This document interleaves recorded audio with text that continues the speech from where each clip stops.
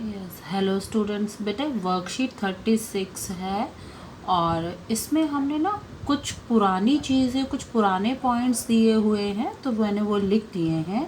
Perimeter of rectangle, all of us we know that rectangle has opposite sides equal and each angle is of 90 degree. तो उस प्रकार से हमारे पास जो हम मान लेते हैं let the length of rectangle is denoted by L and breadth is denoted by B, then the perimeter of rectangle will be equal to 2L plus B। 2 bracket में L plus B हो गया, ठीक है। उसके अलावा next formula जो था हमारे पास that was area of rectangle, वो हो जाएगा हमारा लेंथ मल्टीप्लाई ब्रेड्थ। लेंथ और ब्रेड्थ को मल्टीप्लाई कर देंगे, then we will get the area of rectangle. The third one is which we already know, area of triangle, and that is given by 1/2 multiply base multiply height. We have to take these two values, base and perpendicular height. So we can find the area of triangle by this formula. Now we will see the different type of triangles and their area will be calculated accordingly. तो हम यहाँ पर कुछ triangles को discuss कर रहे हैं। तो first we have taken triangle named right angled triangle.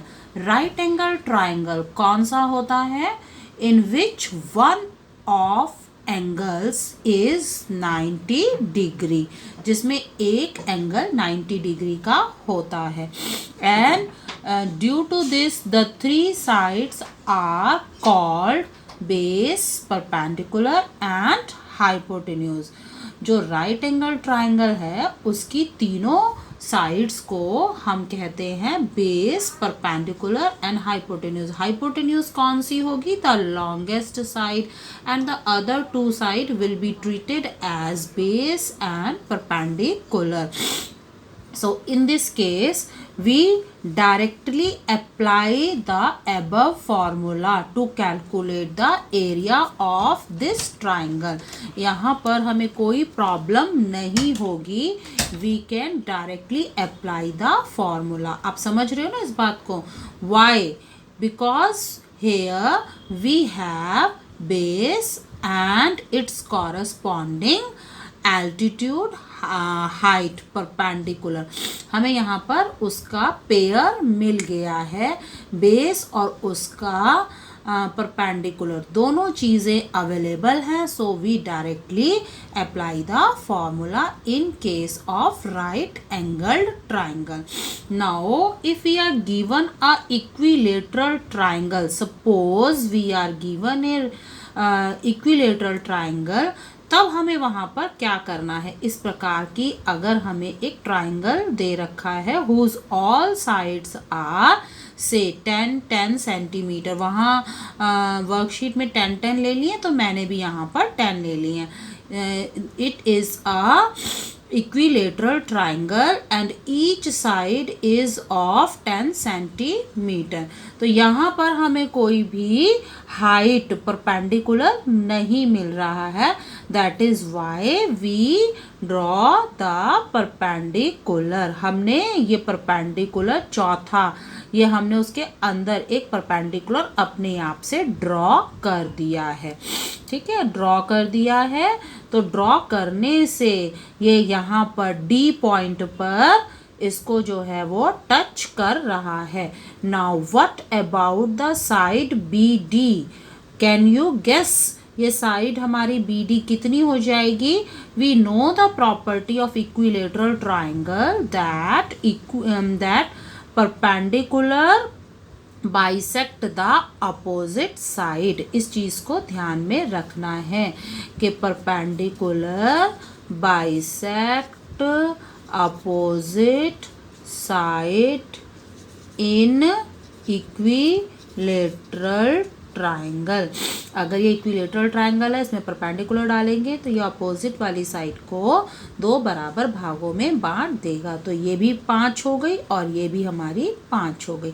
Now we get a right angle triangle hair.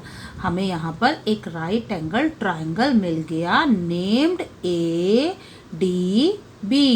ये वाला जो राइट एंगल ट्राइंगल है, अगर यहाँ पर हम पाइथागोरस थ्योरम का इस्तेमाल करते हैं, now what is Pythagoras theorem कि H square is equal to B square plus P square और H square minus P square is equal to B square is equal to P square, यानी हम perpendicular निकालने के लिए इस फॉर्मूले का इस्तेमाल करेंगे। हमें यहाँ पर परपेंडिकुलर निकालना था तो we will apply this form of Pythagoras theorem h square minus b square.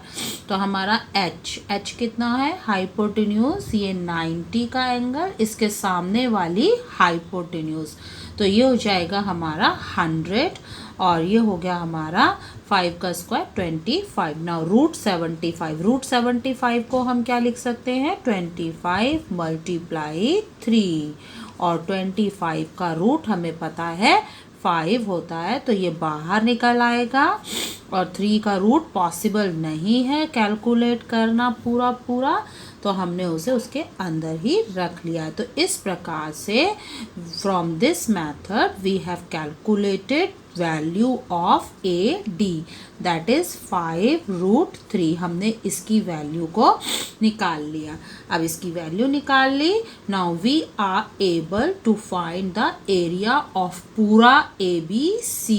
ये जो बड़ा ट्राइंगल था ABC, अब हम इसका एरिया कैलकुलेट कर सकते हैं by applying the same formula that is half base multiply height. तो उसको इस्तेमाल करेंगे तो क्या हो जाएगा, हाफ बेस हमारा क्या है, BC base, and perpendicular to base height, हमारी जो हाइट है वो क्या है, AD। Now put all the values 1/2 multiply BC की वैल्यू हमारी 10 थी, नॉट 5।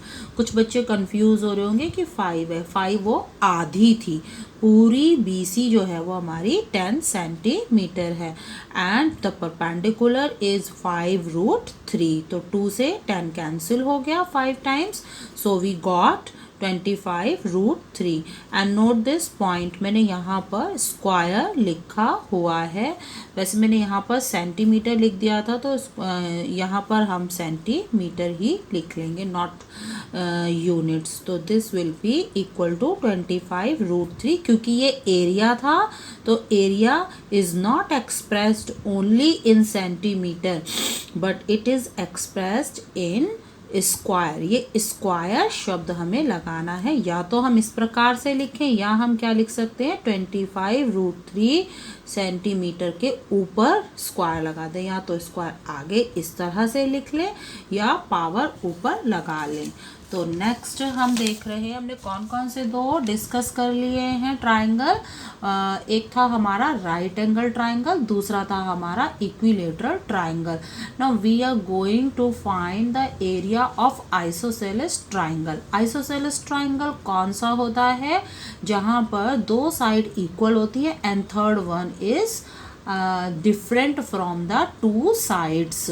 2 भुजाएं बराबर और एक उनसे अलग होती है।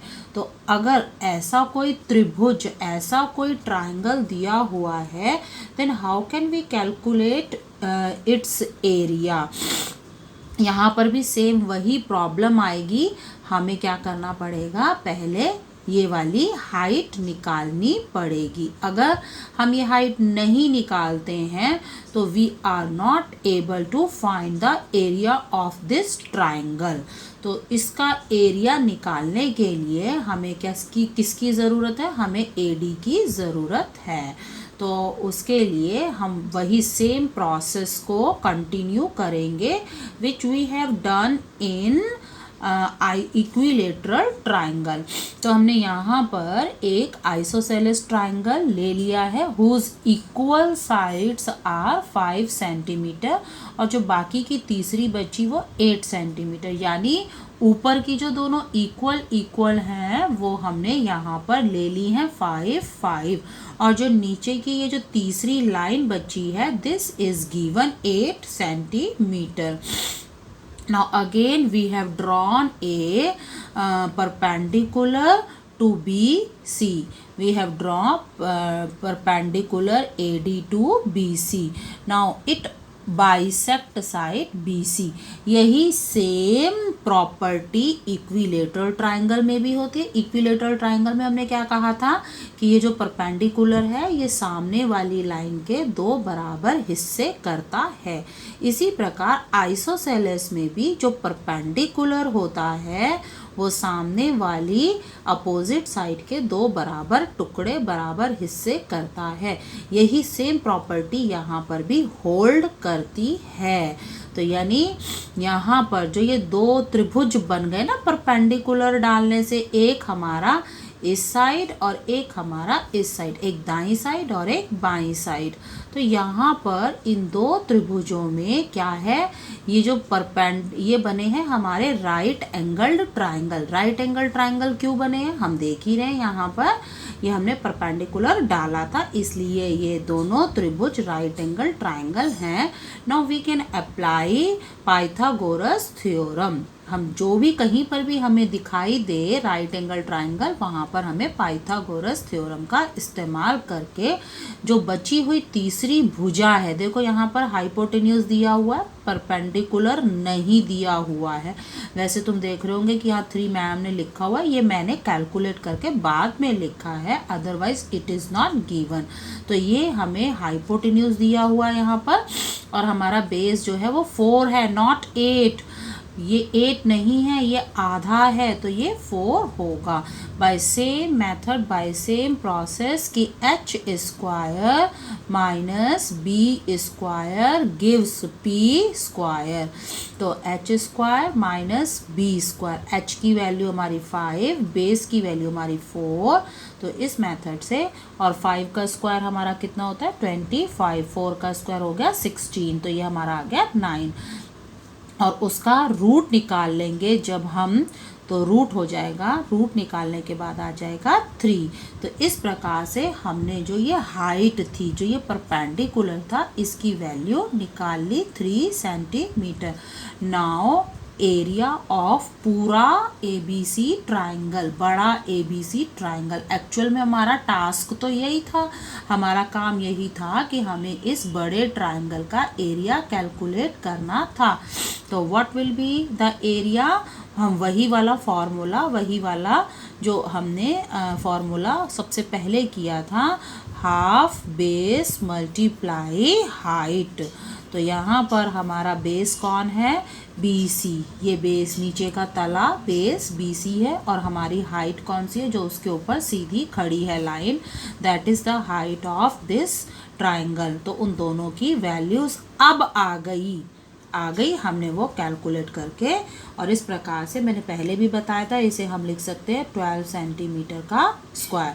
नाउ ट्राई योर सेल्फ में यही दोनों क्वेश्चंस हैं। ट्राई योर सेल्फ में भी हमारे पास इसी प्रकार के क्वेश्चन दिए हुए हैं, यही 2 डिस्कस है। एक हमें इक्विलेटरल ट्राइंगल दिया हुआ है and the other one is isosceles triangle. Equilateral triangle की साइड्स अब की दफ़ा, पिछली बार कितनी थी 10 10 10 ईच, यहाँ पर वो चेंज होकर के हो गई हैं 6 सेंटीमीटर ईच। यदि इस त्रिभुज की तीनों भुजाएं 6 6 6 सेंटीमीटर हैं तो इसका एरिया कितना होगा। तो एरिया के लिए सबसे पहले हमें क्या करना पड़ता है, हमें एक परपेंडिकुलर डालना पड़ता है, पाइथागोरस थ्योरम का इस्तेमाल करना पड़ता है। हमारा h, ये हमारा h हो गया, और ये जो BD है, दिस मच पोर्शन, सिर्फ इतना हिस्सा, ये कितना है 3 सेंटीमीटर, नॉट 6 सेंटीमीटर। तो 6 का स्क्वायर माइनस 3 का स्क्वायर और बाद में उसका स्क्वायर रूट निकालने से हमारे पास कौन सी भुजा आ जाएगी AD, परपेंडिकुलर AD। ये जो लंब है, ये हाइट है, ये आ जाएगी हमारे पास। तो इसको मैंने क्या किया है, इसको जो है वो इसमें लिख लिया है फैक्टर्स की फॉर्म में, और इस प्रकार से 3√3 सेंटीमीटर हमारा आ गया जो है परपेंडिकुलर, या इसे हम हाइट भी कह सकते हैं। नाउ एरिया ऑफ दिस बड़ा triangle a b c, area of triangle a b c will be equal to half base multiply height. मैं बार बार बता रही हूँ ये फॉर्मूला। तो हाफ बेस की जगह इस्तेमाल किया हमने base b c, b c is equal to 6 centimetre, और हाइट हमारी निकल के आ गई थी 3√3। ठीक है, ये था ना हमारे पास half B C multiply A D, values रखी और इस प्रकार से हमारा एरिया ऑफ ट्राइंगल आ गया। Now another condition, another situation is find the area of isosceles triangle. Isosceles triangle है और उसकी इक्वल साइड्स तो हैं 10 10, और जो बाकी की थर्ड बची वो है 16। ओके, तो हमने एक रफ डायग्राम बना लिया, और अब की मैंने बार बार जो वो ए बी सी नाम दिए थे, तो सोचा अब की हम अलग नाम दे लेते हैं। पी क्यू आर दे दिए हैं हमने इसके वर्टिसेस। तो यहाँ पर ये वाली साइड और ये वाली साइड को हमने 10 सेंटीमीटर मान लिया। एक रफ डायग्राम है, ये प्रॉपर डायग्राम नहीं बनाना है। तो 10 हमने ये वाली दोनों मान ली, और नीचे वाली जो थी, नीचे वाली पूरी थी हमारी 16 सेंटीमीटर, लेकिन परपेंडिकुलर डालने से वो आधी आधी हो गई, 8 इधर रह गई और 8 इधर चली गई। ठीक है, अब हमारा टास्क फिर से वही आ गया, we have to calculate the value of this perpendicular p s, और उसकी वैल्यू कैसे निकालेंगे, 10 स्क्वायर माइनस 8 स्क्वायर। तुम देखोगे यहाँ पर मैंने भी लिखा हुआ है by Pythagoras theorem, value of p S is √10 square minus 8 square, और ये हो गया हमारा 10 का स्क्वायर 100 माइनस 64, और ये माइनस करके आ गया √36, और 36 का रूट होता है हमारा 6। तो we have got the value of p s, this perpendicular height, इसकी वैल्यू आ गई, और वो कितनी आई है हमारी 6 centimetre. Now the area of this complete बड़ा ट्राइंगल, मैं बार बार बड़ा ट्राइंगल बोल रही हूँ ताकि आप कंफ्यूज ना करो कि आपको कहीं बच्चे सोचने लगते हैं हाँ हमें इसका निकालना है। No, we have to calculate the area of triangle p q r, not p q s. हम पूरे का निकालना है हमें, पी क्यू आर का। तो उसके लिए हमें क्या ज़रूरत थी, एक बेस की ज़रूरत थी, और एक उस पर सीधा कोई ना कोई परपेंडिकुलर पड़ रहा हो। देखो, ना तो ये है हमारा हाइट, ना ही ये है हमारी हाइट। हाइट तो हमारी यही है। ठीक है, हाइट मीन्स क्या होता है, परपेंडिकुलर, सीधा एक 90 डिग्री वाले एंगल वाली लाइन। तो ये हो गया हमारा area of triangle p q r is equal to 1/2 multiply base यानी कि q r multiply p s यानी कि हाइट, और हम इनकी वैल्यूज पुट कर देंगे। क्यू आर की जगह हमने 16 रखा, 8 नहीं रखना, मैं बार बार याद दिला रही हूँ, 8 उसका आधा है, हाफ है, हमने अब की दफ़ा पूरी भुजा लेनी है। और 6 हमने कहाँ से निकाला था, बाय पाइथागोरस थ्योरम। तो इस प्रकार से 48 स्क्वायर यूनिट आ गए। मैं फटाफट से एक चीज़ और यहाँ पर बताना चाहती हूँ जो आगे आने वाली है। हमने यहाँ पर जो है 2 प्रकार के ट्राइंगल डिस्कस किए, हमने इक्विलेटरल कहा, हमने आइसोसेलेस कहा। तो इन दोनों में हमारा काम चल जाता है, बिकॉज यहाँ पर ये जो प्रॉपर्टी होती है कि हम परपेंडिकुलर डालें तो वो अपोजिट साइड को बाइसेक्ट करती है।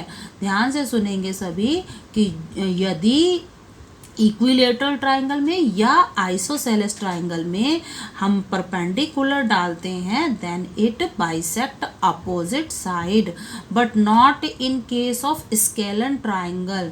यदि एक त्रिभुज की तीनों भुजाएं अलग अलग हैं, वो स्केलन है, तो वहाँ जो परपेंडिकुलर है वो सामने वाली लाइन के 2 बराबर हिस्से नहीं करेगा, तो वहाँ पर हमारा ये फॉर्मूला काम ही नहीं करेगा। हम वहाँ पर ये सब सेम प्रोसेस कर ही नहीं सकते हैं। तो वहाँ पर हम क्या करते हैं, यदि वहाँ पर हमें ट्राइंगल का एरिया निकालना है तो वहाँ पर हम किस प्रकार से काम करते हैं ये हम आगे वर्कशीट में या फिर आगे की वीडियो में देखेंगे। ओके बेटा।